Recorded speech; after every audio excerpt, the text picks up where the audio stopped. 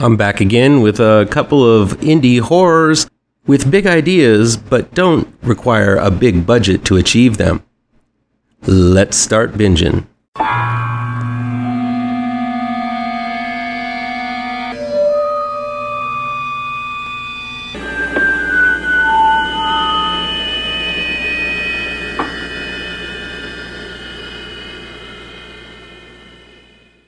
Low Budget Binge is where we venture down the path less traveled and look at low budget, no budget, and sometimes international films that never get that top billing you see with the usual Hollywood fare. I'll indicate in the review down below where you can find these films along with their trailers. Here we go. BOOGER is new on demand and digital download from Dark Sky Films. It's written and directed by Mary Dauterman. After her best friend and roommate Izzy, played by Sophia Dobrushin, suddenly dies, Anna, played by Grace Glowicki, finds herself overcome with depression, unable to work, and retreats from friends and family into her dark, late-for-rent apartment. Her cat Booger even refuses to help as he bites Anna on the hand just before running out the window and into the streets below. As she tries to find Booger by roaming the streets, Anna retreats more and more from her life and seems to be turning into a cat. Booger is a psychological tragedy about the extreme lengths we can go when faced with loss. While there definitely are gross out and body horror moments, this is much more of an emotional journey for Anne, who's having difficulty dealing with the loss of her lifelong friend.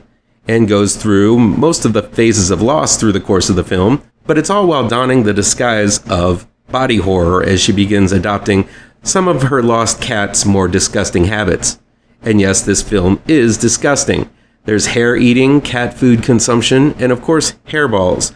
Being a bald person myself who is very conscious of his own hair, Booger really got to me more than the most gory blood and guts fests out there. I was especially freaked out by the hair-covered floors that Anne crawls through in her dreams. Ugh. Let's just say this isn't a film for those with a sensitive stomach. Booger is finely acted all around. Grace Glowicki does a great job of conveying the loss and desperation and is able to bridge the gap between sanity and the bug nuts notion that you are slowly becoming a cat. This isn't exactly a horror movie in the sense of jump scares or anything like that, but it's about the transformation one goes through after losing someone close, and Booger just goes the gross out way to convey that message. Out Come the Wolves is new in select theaters and on demand from IFC Films. It's directed by Adam MacDonald and written by Adam MacDonald, Joris Jarsky, and Enuka Okuma. Tensions flare when a childhood friend, Kyle, played by Joris Jarsky, visits Sophie, played by Missy Peregrine, and her soon-to-be husband, Nolan, played by Damon Runyon, at their cabin in the woods. While at one time there might have been a relationship between Kyle and Sophie, she assures Nolan that Kyle is just a friend now.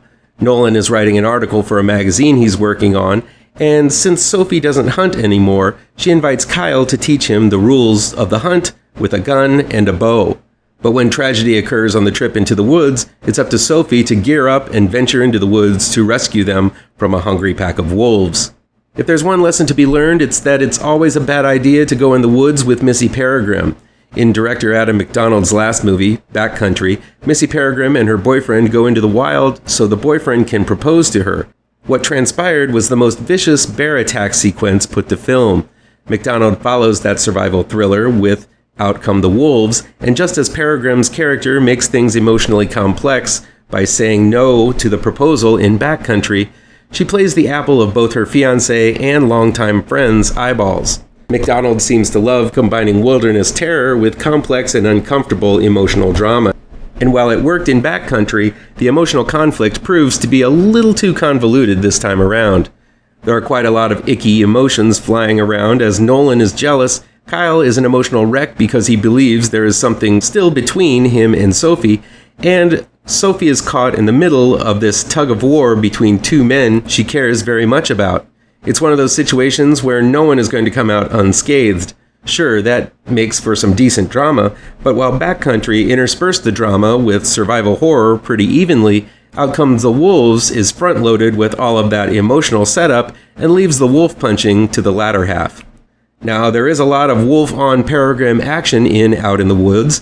There are a few gnarly scenes of wolf chomping and bone breaking and the like, but I kind of checked out by the time all of that came to pass. The drama was too heavy, and I felt there really was nothing Peregrine does during the wolf fight that Liam Neeson's hadn't done before in The Grey. Missy Peregrine is trying to be this wilderness badass, and while she is quite athletic and tough, the action felt more comic booky than the gritty, down-to-earth tumble in the jungle with the bear in backcountry. My advice, never go in the woods with Missy Peregrine. Also, watch Backcountry for a much more concise, hardcore, and raw film. Out Come the Wolves tries to tell the same kind of story with wolves instead of bears, and it just didn't work for me. Betrayal, aka Kill, is new on demand and digital download from IFC Films. It's directed by Rodger Griffiths and written by Rodger Griffiths and Robert Drummond. A trio of brothers, played by Star Wars The Force Awakens' Brian Vernel, Game of Thrones' Daniel Portman, and Wednesday's Callum Ross, intend to kill their abusive father, Don, played by Paul Higgins, on a hunting trip. After they do the dirty deed and bury him in the woods, the brothers find out the key to their father's safe was buried with the body. But upon unearthing the corpse, they find it missing, which leads to a story of the bonds of brotherhood and how far those bonds can be stretched before they break, as brother fights brother, each believing the other has betrayed them. Betrayal is another one of those less straightforward horror stories, but it is a hard-edged thriller mystery with huge emotional stakes. The fact that these brothers have recently lost their mother and blame their abusive father is the straw that breaks the camel's back and leads the brothers down a deadly path. What complicates things is that each brother has their own unique relationship with their father. John, played by Vernel, takes the bulk of the abuse, but is quite dim and more able to be manipulated by the other brothers. Henry, played by Portman, gets the abuse as well, but has more of his father's mean nature and takes it out on his brothers as a second bully in the house. And Vince, played by Ross, is father's favorite who doesn't get abused, but is witness to all of the abuse going on. The story is propelled due to how each brother is treated by their father, and while all of them are full of anger towards him, they all have a reason to betray the others, which makes this an emotionally fueled film from a character and writing standpoint. The acting is top-notch. While none of these actors are big-name stars, they deliver strong performances, with Daniel Portman carrying the bulk of the conflicted character. While he plays kind of a sappy character in Game of Thrones, he really shows a lot of range here. The other standout is Paul Higgins as the abusive father. He truly is a simmering, benevolent force, able to shift a happy tone to a serious one simply by entering the room. All the way around, you're not going to find a bad performance in this tense drama. What really stood out in Betrayal is the fact that it could have been any of the brothers who betrayed their pact to kill their father. This is a tense mystery, a true whodunit, that really does examine the ties brothers have with one another and what it takes to break them. Having a brother myself, this film struck me as it highlights how strong that brotherly bond is and how differing characters can still call each other brother despite their differences. Betrayal is a strong film that will keep you guessing until the end. The trailer gives a bit too much away, so I suggest you just go in without watching.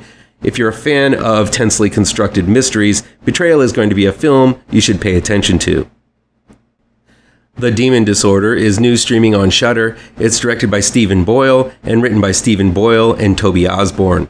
Three brothers, Philip, played by Charles Cotier, Jake, played by Dirk Hunter, and Graham, played by Christian Willis, are all three dealing with the recent death of their father George, played by The Fringe's John Noble, in their own ways. While Jake has numbed himself with alcohol, and Graham has left their childhood home and has thrown himself into his work at the car garage, Philip is showing the same signs of a sickness that ended up killing their father.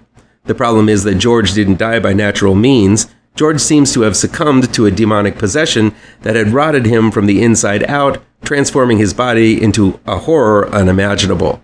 Fearing Philip is next to succumb to the infernal illness, the brothers do everything they can do to overcome this sickness and destroy it by any means necessary. The Demon Disorder is a grisly little movie, top to bottom, from the imposing opening moments to the ballsy, in-your-face ending. This is a film that doesn't care how ugly it gets. It's body horror at its most grisly, as it doesn't just involve the distortion and changing of one's body, but the torment that goes along with it.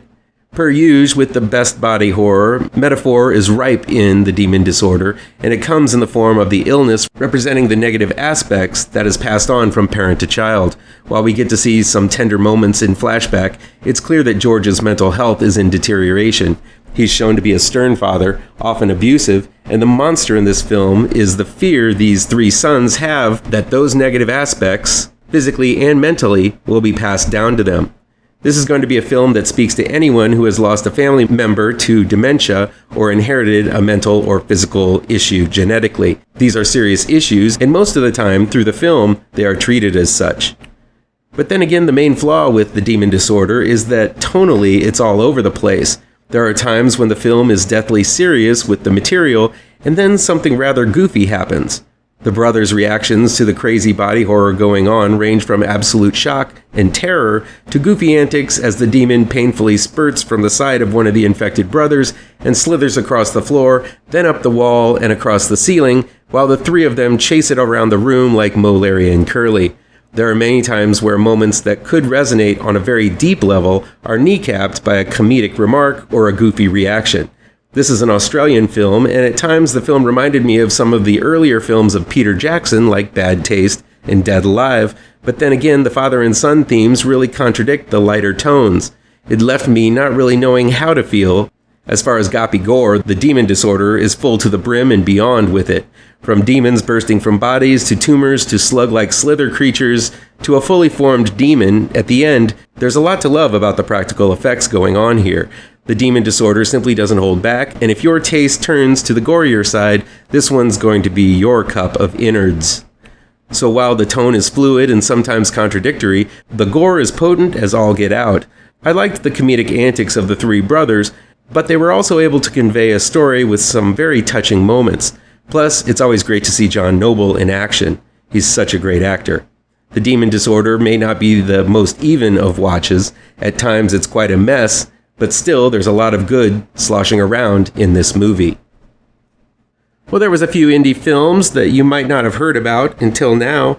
Let me know if you're going to be seeking these out or avoiding them down in the comments.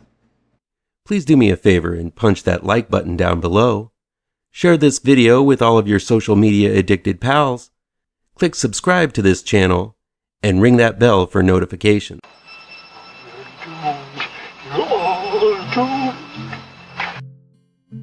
You're doomed to live the life you're meant to be, stuck inside your reality. You're doomed.